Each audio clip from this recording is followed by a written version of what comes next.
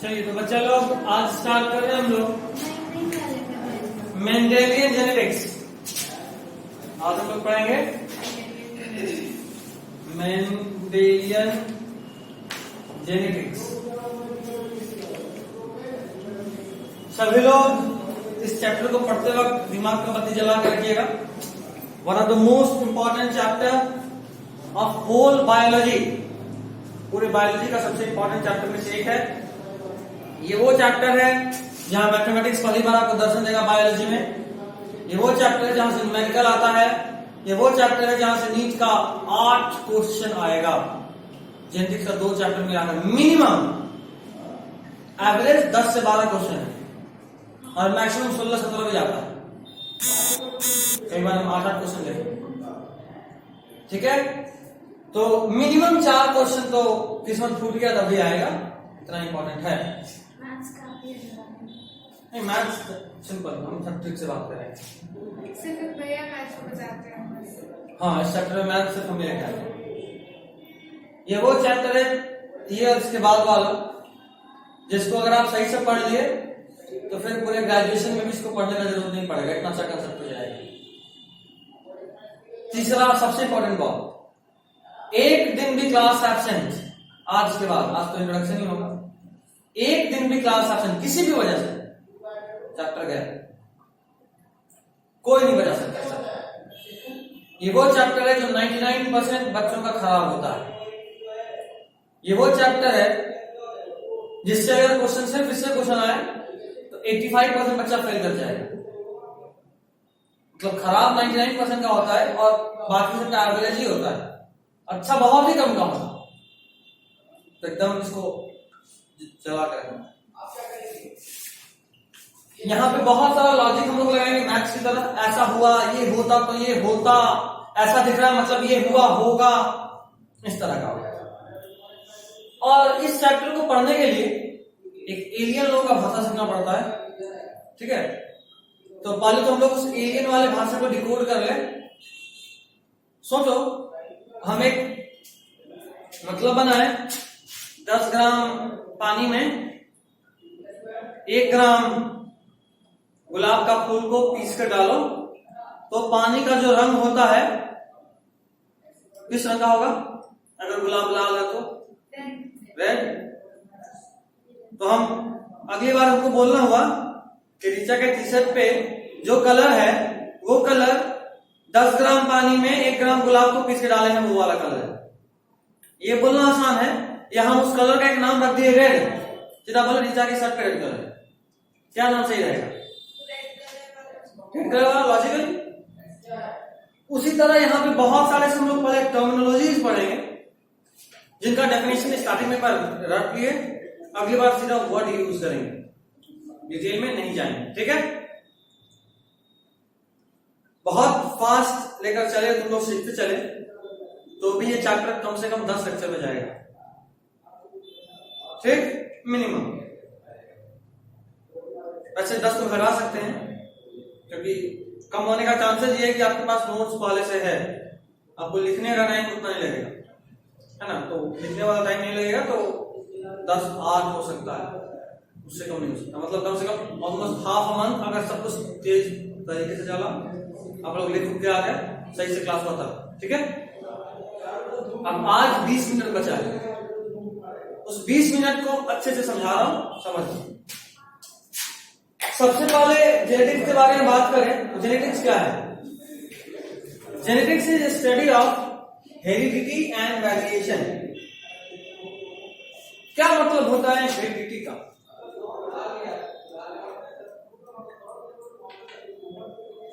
दो टर्म यहीं पे आ गया, हेरिडिटी और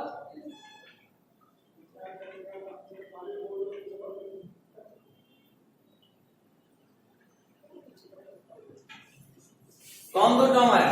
हेरिडिटी और वेरिएशन।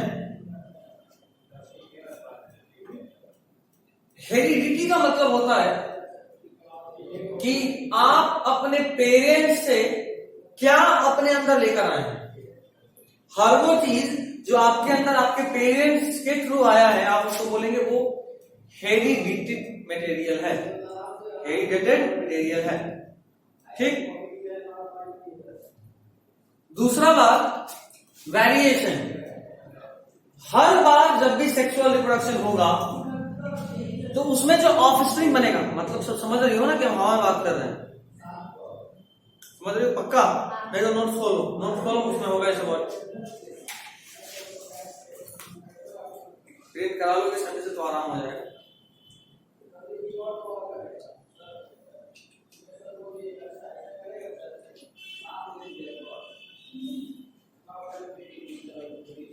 एक बॉटनी वाला पैकेज होगा, उसमें होगा।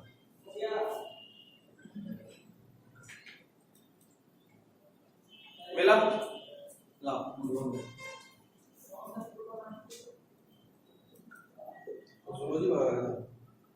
ये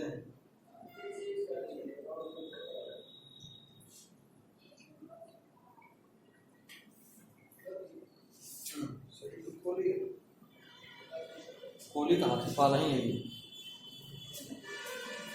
ठीक है। वेरिएशन का मतलब क्या? अच्छा, हम और हमारे सिबलिंग, हम और हमारे भाई या बहन, हम दोनों के मम्मी पापा सेम है। ठीक। अगर मम्मी पापा सेम है तो माँ साइड से जो डीएनए आया होगा वो भी सेम है, और पापा साइड से जो डीएनए आया होगा वो भी सेम है। मतलब हम और हमारे भाई बहन का जो डीएनए का सोर्स है वो सेम है, लेकिन इसके बावजूद हम में और हमारे भाई बहन में थोड़ा सा डिफरेंस है ना? थोड़ा सा डिफरेंस, बहुत थोड़ा सा डिफरेंस। कई बार हम लोग अपने भाई बहन की तरह दिखते हैं, एकदम उसके जैसे दिखते हैं क्या? यहां सवाल ये उठता है कि जब डीएनए का सोर्स सेम है, माँ भी सेम और पापा भी सेम, तो डीएनए जो आ रहा होगा वो भी सेम, तो आखिर ये चेंज क्यों हुआ? अभी मत बोलना छोटा वाला भाई अडॉप्टेड था। वेरिएशन। हर बार जब गैमेट बनता है, गैमेट मतलब स्पर्म या एग बनता है, तब डीएनए कॉपी होता है। डीएनए एक्चुअली में हाफ होता है, जब भी होता है तब होता है। और जब डीएनए कॉपी होता है तो 99.999% तो सही होता है, लेकिन 0.0001% गलती आ ही जाता है। थोड़ा सा ही गलती आए, लेकिन गलती आता है। क्या? देखो डीएनए कुछ ऐसा दिखता है।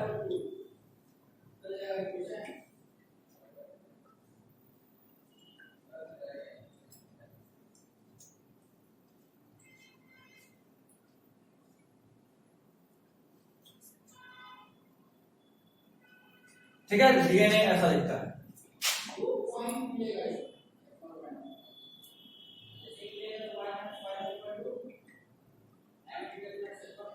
अब जब पूछना वो बताना, जब डीएनए ऐसा दिखता है और ये तुमको लाइन दिख रहा है ना, ये लाइन एक्चुअली में यहां कुछ केमिकल्स होते हैं। पूरे डीएनए में सिर्फ 4 चीज होता है।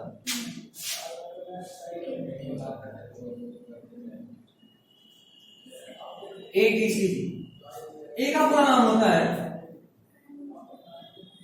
एडिनोसिन, टी का थाइमिन, सी का साइटोसिन और जी का गुआनिन। सिर्फ इन्हीं 4 चीजों से मिलकर पूरा डीएनए बना होता है। ए हमेशा टी से जुड़ता है डबल बॉन्ड से, सी हमेशा जी से जुड़ता है ट्रिपल बॉन्ड से। ठीक है। बैक्टीरिया के डीएनए में ये वाला चीज ज्यादा होता है, बैक्टीरिया के डीएनए में। और चूंकि उसके डीएनए में नंबर ऑफ बॉन्ड ज्यादा है, अगर सीजी ज्यादा मतलब ट्रिपल बॉन्ड ज्यादा है, ट्रिपल बॉन्ड ज्यादा मतलब तोड़ने के लिए उतना ज्यादा एनर्जी देना पड़ेगा। तो जो बैक्टीरिया का डीएनए होता है वो मोर स्टेबल होता है और हीट।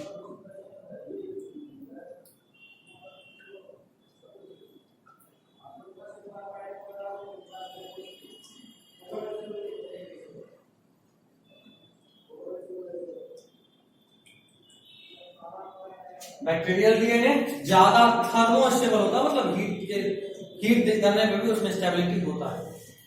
अभी देखना, ए हमेशा किससे जुड़ेगा, सी हमेशा से जुड़ेगा, यहां बोलना भी है एकदम नर्सरी वाला, ये बोलो तो ये बोलना, यहाँ ए तो यहाँ सी तो यहाँ जी तो यहाँ टी तो यहाँ ए तो यहाँ सी तो यहाँ टी तो कुछ भी होगा, लेकिन अगर यहाँ ए तो यहाँ टी, यहाँ सी तो यहाँ जी, यहाँ सी तो यहाँ, मतलब जी तो सी, ये तय है, जब होगा तो यही केस होगा। ठीक, ये जो ABCG है इसी में पूरा लाइफ का कोडिंग है, ये कुछ भी हो सकता है, रैंडम कुछ भी हो सकता है। ठीक है, पूरे हमारे लाइफ का कोडिंग किसमें है, इसी में।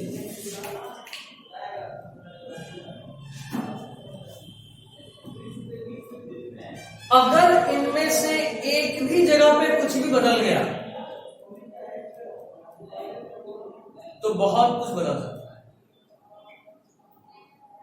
आप सब एक बीमारी का नाम शायद सुनना है, sickle cell anaemia.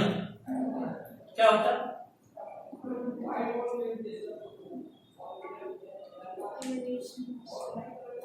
Sickle cell anaemia एक ऐसा बीमारी है, जेनेटिक डिसऑर्डर है, जन्म से होता है, जिसमें हमारे आरबीसी का नॉर्मल सेट जो कि होता है बाइकनकेव, वो हो जाएगा चेंज होकर सिकल सेल में। बाइकनकेव मतलब कुछ ऐसा, और सिकल सेल मतलब सिकल बोलते हैं हंसुआ को। हंसुआ कैसा होता है? ऐसा होता है। ठीक है, सिर्फ एक चेंज होना है, एक भी जगह पे चेंज हो गया देखो दुनिया बदल गया। मतलब ये कि नॉर्मल डीएनए अगर ये और यहां पे हम कर दें टी, तो यहां क्या आ जाएगा? सिर्फ इस पूरे डीएनए में 3.3 बिलियन बेस पेयर, इसको बोलते हैं बेस पेयर। इस एक को क्या बोलते हैं? बिलियन में है, मिलियन तो छोड़ो, बिलियन। और उस बिलियन में से सिर्फ एक में भी अगर चेंज आ गया, सिर्फ एक में भी चेंज आ गया, तो सिर्फ एक में चेंज आने की वजह से डीएनए आरबीसी का सेल ऐसा हो जाता है। सोच लो, एक भी गलती हो गया तो कितना बड़ा बात है, समझ रहे? अब सोचो, अभी मैंने कहा बिलियन में बेस पेयर है, उस बिलियन में बेस पेयर में से कोई भी एक बेस पेयर अगर चेंज तो पूरा चीज चेंज। तो जब गैमेट बनता है उस वक्त भी डीएनए रेप्लिकेट करता है, डीएनए का कॉपी बनता है, और अगर उस वक्त भी किसी भी तरीके से जो बेस पेयरिंग हुआ उसमें गड़बड़ी हो गया तो थोड़ा तो चेंज आएगा। एक में भी गड़बड़ी हुआ तो, और वही थोड़ा चेंज हमको हमारे भाई या बहन से अलग करता है। समझे बात? समझे कोई दिक्कत? समझे।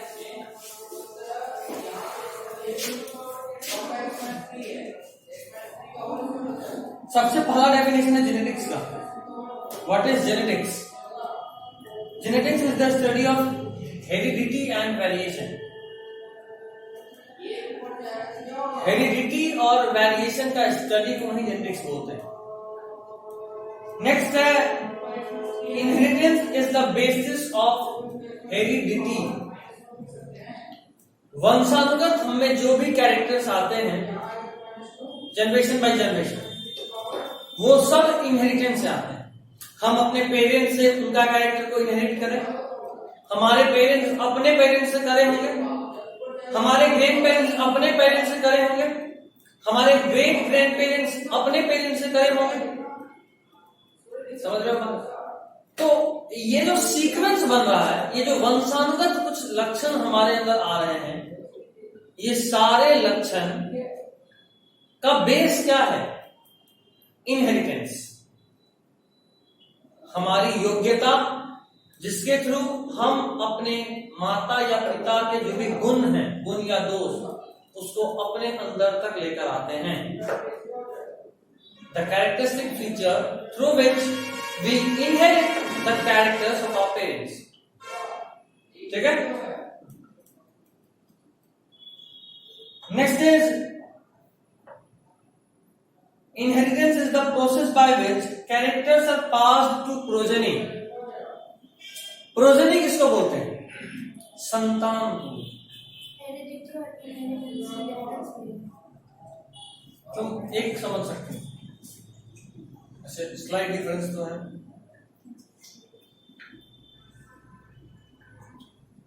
हेरिडिटी का मतलब कोई चीज जो जनरेशन बाय जनरेशन चला आ रहा है, और इनहेरिटेंस का सिर्फ इतना मतलब होता है कि पेरेंट से बच्चों में क्या गया, पेरेंट से जो बच्चों में गया उसको बोले इनहेरिटेंस। और हेरिडिटी का मतलब जनरेशन बाय जनरेशन, जहां 3-4 जनरेशन इन्वॉल्व हो। ठीक है, सब मिल रहा होगा वहां हाई लेवल। मेरे टाइम का मैंने जब पहली बार पढ़ाए थे ना 2018 में, उस वक्त ये स्टूडेंट का ही नोट है, ऐसा जानते कि उसको फिजा को जानते हो। एक इसकी सीनियर बेस्ट फ्रेंड भी थी, इतनी सी थी, हाँ छोटी थी शायद, इसकी बेस्ट फ्रेंड। देखे जहां दौड़ के लगते थे, होता ना गेट में तोड़ के दौड़े।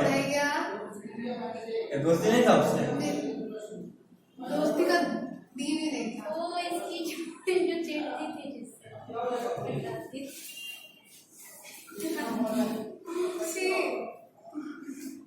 इसकी बेस्ट फ्रेंड।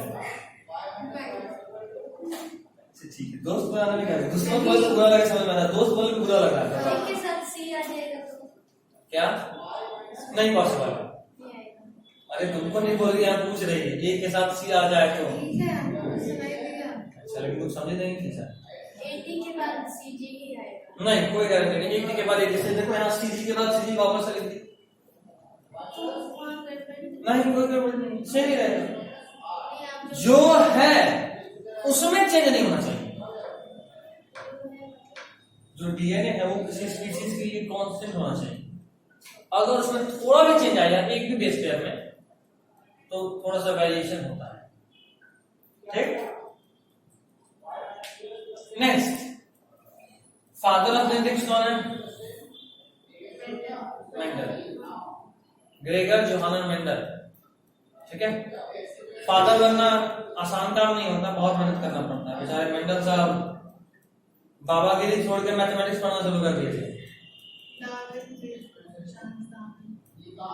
खैर यही वाला नहीं, कोई भी फादर बहुत मेहनत करना पड़ता है। साइंस के फादर है, केमिस्ट्री के फादर है, बॉटनी के फादर है, चर्च के फादर, उनको भी बहुत सैक्रिफाइस करना पड़ता है। सैक्रिफाइस होता है, उसका एग्जाम होता है।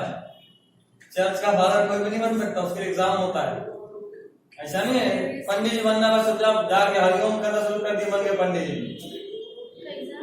हाँ, चर्च में प्रीस्ट बनने के लिए एग्जाम पास करना होता है, उसका एग्जाम होता है। क्या? हाँ शायद, बचपन से वैसे जन्म पे रहती है। उसका एग्जाम होता है जो कि कैथोलिक चर्च लेता है, यूरोप इंटरनेशनल लेवल का एग्जाम होता है।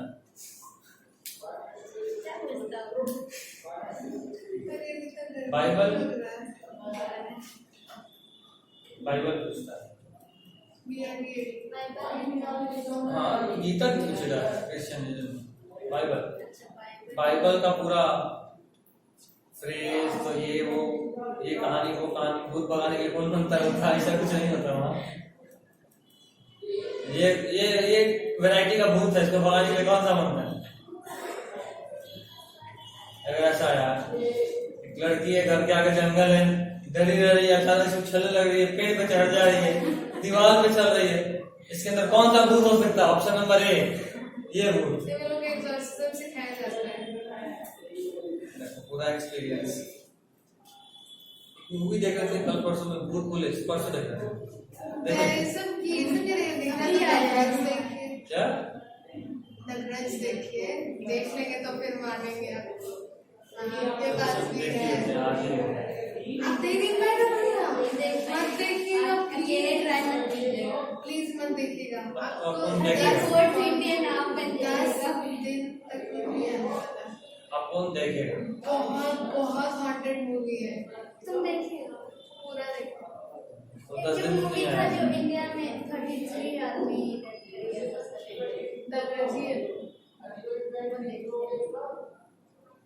तो आज देखो भूत पिल्ले वैसे पुलिस में जो YouTube पे नहीं मूवी है मिलेगा। हम लोग कैसे समझेंगे कि आप देख लो? कहानी पूछ लेना। क्या जो भूत पुलिस मूवी था उसमें क्या हुआ, दो भाई होता है, उसके फादर जो थे बहुत बढ़िया तांत्रिक होते हैं, एकदम टॉप लेवल के। वो दोनों भाई क्या करता है, उन लोग कोई तंत्र मंत्र नहीं आता, वो सब जाता है किसी के भी यहाँ बुड़वा बनाता है, पैसा लेता है, ठीक है। अभी आया है। हाँ नया है, तो उसका क्या नाम है, सैफ अली खान, अर्जुन कपूर।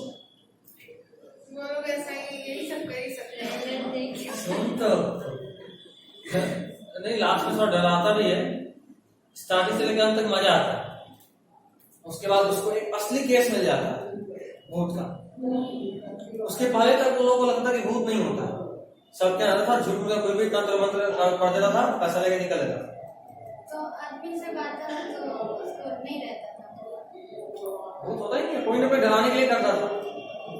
तो उसके बाद एक एक्चुअल केस आया, पहाड़ पे जो भूत रहता उसका नाम होता है किचकंडी, ऐसा स्कूल में दिखाया है। उसमें भी एक्चुअल भूत, तो उसके फादर एक जगह लॉक करके रखे थे, और दो बहन का वहां होता है फैक्ट्री, चाय का बागान। उस चाय के बागान में एक बहन लंदन की रहती है, लंदन रहती है, वो आती है इंडिया, और एक बहन वहां एक्चुअली में रहती है। जो लंदन वाली बहन चाहती है कि ये यहाँ पे सब कुछ बेच दे और चलो लंदन, वहां पे कुछ बिजनेस किया जाएगा। तो वो उसको पता होता है कि मेरे पापा के टाइम में कोई ऐसा भूत असल में आई थी, वो भी भूत को नहीं मानती है। तो वो अपना एक मैनेजर को बोलती है कि तू भूत बन के सबको डराओ, ठीक है, ताकि सारा लेबर ऊपर काम छोड़ दे और हम लोग को फिर बेचना पड़ेगा। तो एक बार मैनेजर डरा रहा होता है भूत को, तो बच्चे से सैफ अली खान देख लेता है, तो जाता है उसके पास, कोई नहीं जाता है उसके पास, बोलता हाय किचू। भूत को किचकंडी को किचू बोलता है, भूत का नाम किचू रख देता है, हाय किचू किचू किचू आओ नीचे आओ नीचे आओ। वो गजब होता है, मतलब अचानक से रात में आदमी सब सोया हुआ है, हम अपने यहाँ का बता रहे हैं, सब कुछ सोया हुआ, रात के 1 बजे मूवी देख रहे हैं भूत वाला, तो सोचते थे कि शांति से देख लेंगे। ऐसे हाय किसी करता है, इतना जोर से डांस किया जाता है कि बाकी लोग उठ जाता है, कहाँ हो गया भूत तो नहीं आ गया है, गजब करता, मतलब तुमको कोई भूत दिखे तो बोले हाय किचू। उससे हमको याद आ गया, जब हम लोग का ग्रास हॉपर का प्रैक्टिकल हो रहा था, सबको ग्रास हॉपर पकड़ना नहीं करता है, तो आप बोलते हो कि हाय ग्रास, हाँ हम बता ही होंगे, तो हम ग्रास हॉपर में थे, हेलो ग्रासू कहाँ हो, आओ पकड़ना है, ग्रासू बोलते थे ग्रास हॉपर को, और यहाँ किचकंडी को किचू बना दिया। अरे ग्रास हॉपर तो ठीक है, भूत का कौन निकनेम रखता है। और उसके बाद एक्चुअली में भूत रखती है।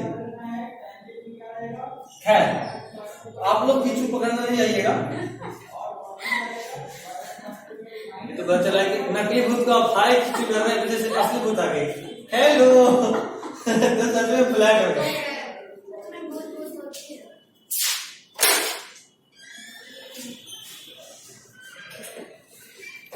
कमर ढेला मारो, कितना मजा आता है। सच में बहुत होती है।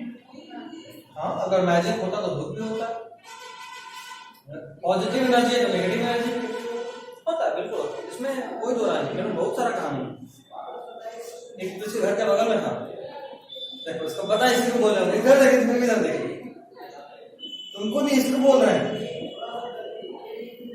डायन वगैरह। अच्छा हम भी सुन रहे हैं। एनर्जी होता है, पॉजिटिव एनर्जी नेगेटिव एनर्जी होता है, उसके एग्जांपल हम खुद ही, बाकी को छोड़ो। बिल्कुल मेरी दादी जो थी, उनको मेरी माँ कभी नहीं देखी। मेरे पापा सबसे बड़े भाई जब वो 6 में थे, तभी मेरी दादी का डेथ हो गया, पता था ना। जब मेरा जन्म होने वाला था, उसको दुर्गा पूजा का टाइम था, दिसंबर में मेरा जन्म हुआ है तो जाहिर सी बात है अक्टूबर में अक्सर दुर्गा पूजा होता है, अक्टूबर एंड नवंबर में दुर्गा पूजा होती है। और दुर्गा पूजा के टाइम में सबसे अधिक तंत्र विद्या का प्रैक्टिस होता है। कभी बंगाल जाकर देखो दुर्गा पूजा में। हमको भी याद है बचपन में हम लोग तो मेरी दादी भी देखी है, मेरी पेट में ही गले में दादी तो दादी उसको देखी थी। ठंडे हाँ उसको बहुत बनाना डैश। तो जो मेरा जब हम माँ के पेट में थे, बुक का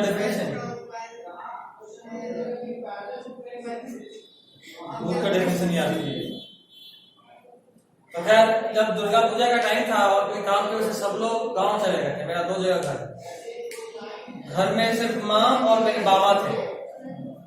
और ये 1997 का बात है, तो शायद आपको समझ में आ रहा है तो सोसाइटी कैसा होगा। बहू वो भी प्रेग्नेंट, तो कितना ज्यादा अपने ससुर जी के पास जाएंगे, कितना उनसे बात करेंगे। तो थोड़ा डिस्टेंस होता था उस वक्त में। बाबा लोग भी रखते थे, माँ लोग के साइड से भी होता था, अभी भी होता है लेकिन अब बहुत कम हो गया। पहले बहुत ज्यादा था 90s की सब लोग भी, गाँव का माहौल। तो माँ प्रेग्नेंट थी तो बुआ, बड़ी वाली बुआ माँ तो बोली कि देखो छठ वत पे मत जाना, आसपास में लोग करते हैं तंत्र पूजा इस में, तो छठ वत पे मत जाना, कोई तुमको देखे नहीं। प्रेगनेंसी में अक्सर लोग इस बात का ख्याल रखते हैं कि आप प्राइवेसी मेंटेन करके रहें। तो उस दिन दोपहर में माँ सोई थी और माँ को वही सामने वाली बुढ़िया जी का सपना आया जिसके बारे में बुआ धमका के गई थी। देख बाबू, मेरी बुआ बहुत बड़ी है, माँ से कम 12-15 साल, बहुत बड़ी। तो बुआ लोग बड़े धमका देती कि देख बाबू कुछ हो जाए बच के रहना। तो माँ के सपना में वही सामने वाली आ गई और वो हंस के माँ को धमका रही है, तो हमसे छुपा रही है, हमसे तो कुछ छुपता ही नहीं है। अब देख हम क्या करते हैं। बेचारी मम्मी घर गई, घर के नींद खुला, उसके बाद उनको रात तक नींद नहीं आया। 12-1 बजे किसी तरह से सोई, एक पलक झपका तो फिर सपना में कोई और आ गया, इस बार कोई दूसरी ले गई और वो मेरी दादी। और वो बोल रही कि डरो मत, हम हैं, सब ठीक है। उसके बाद अगला दिन माँ बताई बुआ को, डर तो उस वक्त भी गई थी, कोई आ रहा है, कोई बोल रहा है हम सास हैं, कोई बोल रहा है हम छोड़ेंगे नहीं, क्या चल रहा है भाई। मतलब जाहिर सा बात है अगर आपको एक ही रात में 2-3 बार सपना आ जाए किसी डेट का, टेंशन तो होगा, वो भी इस तरह के टाइम में जब आपको सब जरा धमका के आपके दिमाग में घुस दिया हो, है ना। उसके बाद मेरा जन्म हुआ, सब कुछ ठीक ठाक था। सबसे मजेदार बात यह था कि मेरा चेहरा मेरी दादी से 100% मिलता है। सिर्फ दाढ़ी मुंह सटाना है, मेरे और मेरी दादी में कोई डिफरेंस नहीं। कई बार ऐसा होता है बहुत दिन के बाद बुआ के समझ आता है, बुआ रोने लगती है, काय रो नहीं तुम्हारी का याद आ गया, ऐसा।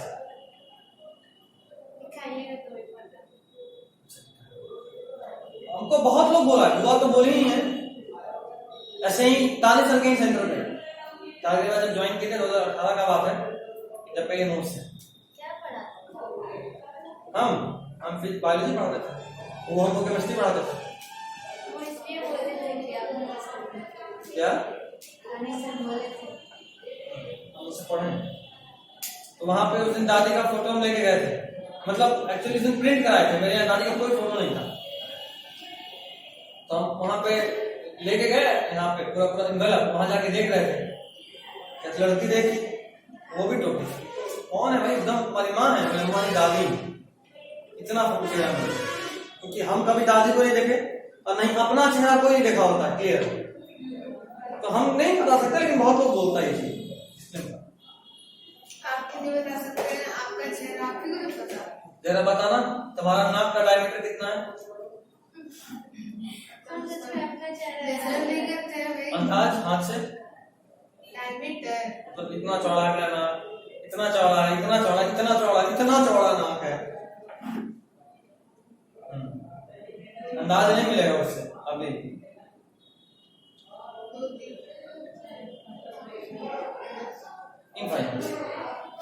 कहानी है खत्म।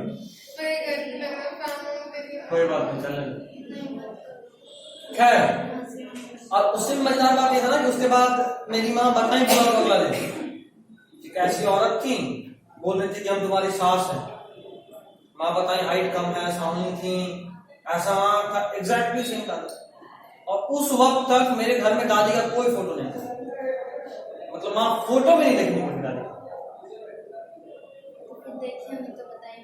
हाँ, उसके बाद तो और पापा की भाई, दो छोटी मम्मी लोग, वो लोग कभी नहीं देख सकते। माँ टोटल 2 बार देखी, 3 बार। एक बार मेरे जन्म के बाद, उसके बाद एकदम नहीं देखी। फिर 2 साल पहले डैडी का तबीयत बहुत ज्यादा खराब था, तब फिर देखी। और सबसे मजेदार बात है कि मम्मी बोलते हैं कि जब पहली बार देखे थे तो उसको यंग लग रही थी, और अब इस बार से देखे तो बूढ़ी लग रही थी। बोले क्या बात है, उनका भी एज बढ़ रहा है।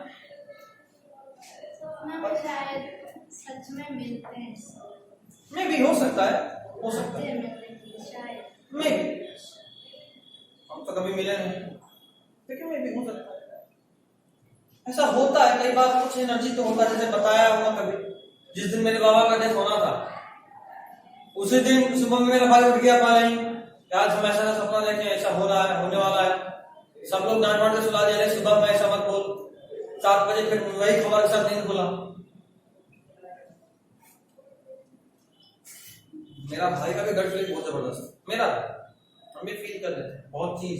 तुम कुछ छुपाओ, मेरे पास एकदम कंफर्म फील हो जाएगा। कई बार ऐसा था कि कॉलेज में कोई मेरे खिलाफ कुछ बोला, तो सामने देखते हैं, लगता है पक्का, तुम्हें अपने आप मन में शक आने लगता है उसके ऊपर। तभी कुछ नहीं पता, बट फिर भी शक लगता है, कुछ गड़बड़, कुछ गड़बड़। एक आध दिन बाद पता चलता अच्छा गड़बड़ था। उसके बाद हम साबित कर दिए, बहुत बार तो साबित कर दिए। पढ़े बोल दिए, जैसे एक बार कॉलेज में भयानक झगड़ा होने वाला था आपस में, मतलब बातचीत वाला। उसी दिन हम दोपहर में एक बोलते कि आज लग रहा है कुछ गड़बड़ होगा। शाम तक हो गया, बढ़िया से हो। खैर, तो इनहेरिटेंस के बारे में बात कर लिए, वेरिएशन के बारे में बात कर लिए। डेफिनेशन के तौर में मैंने आपको बताया कि there are some difference in the progeny and the degree of difference is known as variation.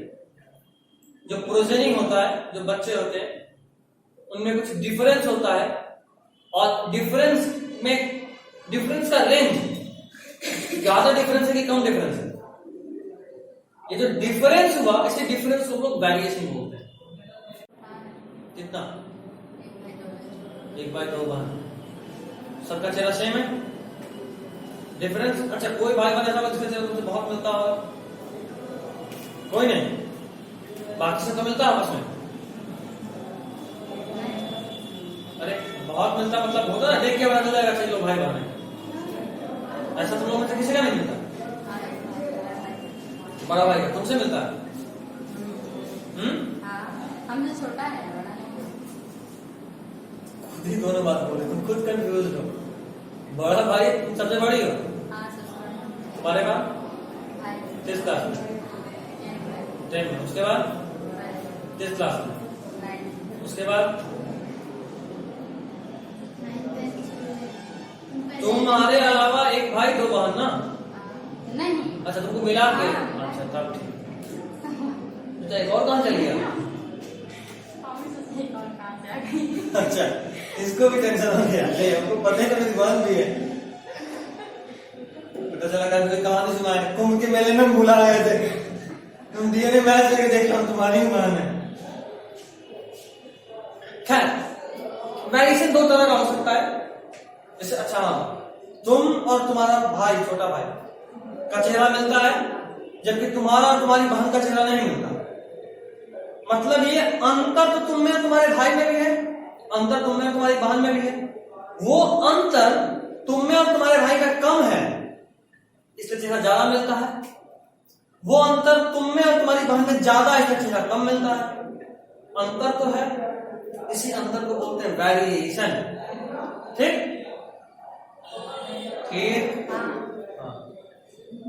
Variation 2 तरह का, सोमैटोजेनिक और ब्लास्टोजेनिक। अगर वेरिएशन आपके जर्म सेल में हो तब उसको बोलेंगे सोमैटोजेनिक। सॉरी ब्लास्टोजेनिक। अगर वेरिएशन आपके जर्म सेल में, उसको क्या बोलेंगे? ब्लास्टोजेनिक। अगर वेरिएशन आपके सोमैटिक सेल में हो, मतलब आपके बॉडी के उस पार्ट में जहां पे,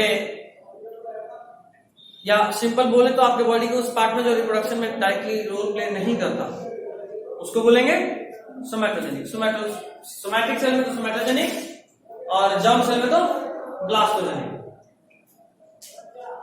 अच्छा, सोमैटिक वेरिएशन क्या इनहेरिटेबल है? मतलब ये कि अगर आपका हाथ एक कट गया किसी भी तरीके से, तो क्या आपका बच्चा जन्म लेगा उसका हाथ कटा हुआ रहेगा?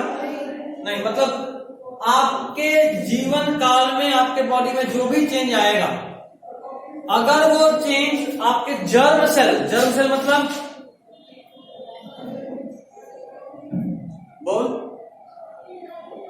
स्पर्म या एग, जर्म सेल मतलब स्पर्म या एग। मेल का जो गैमेट है उसको भी जर्म बोलेंगे, फीमेल का जो गैमेट है उसको भी जर्म बोलेंगे। इन दोनों के अलावा बाकी सबको बोलेंगे सोमैटिक सेल। क्या बोलेंगे? Somatic cell.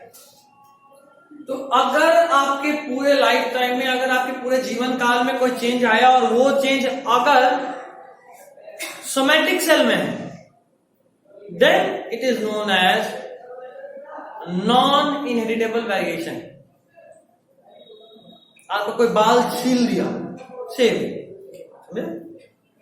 और उसके बाद आप प्रेग्नेंट हुए, तो क्या उसके बाद आपका बच्चा जाएगा वो टकला जन्म लेगा? नो। आपके सोमैटिक सेल में चेंज हुआ, कोई फर्क नहीं पड़ता। ठीक, आपने आपकी बॉडी पे टैटू बनवा लिया, जिसको आप टैटू बोलते हैं। इसका मतलब ये नहीं कि आपका बच्चा जो जन्म लेगा वो उसमें भी टैटू बना होगा, नहीं। तो आपके शरीर में एग और स्पर्म की डीएनए को छोड़कर कहीं भी और कोई चेंज आएगा तो वो आपके बच्चों तक नहीं जाएगा, और दैट इज नॉन इनहेरिटेबल। और अगर कोई चेंज आपके एग या स्पर्म के डीएनए में हो गया तो वो आगे आपके बच्चों तक जाएगा, और वो चेंज इनहेरिट होगा। वो चेंज इनहेरिट मतलब अगले जनरेशन में पास आउट होगा। ठीक है, कोई कष्ट परेशानी नहीं। चलिए आज इतना ही रोक रहा हूं, उसके बाद वेरिएशन पे ग्राफ है, और अगले क्लास में हम लोग बहुत ही अच्छे से पढ़ेंगे।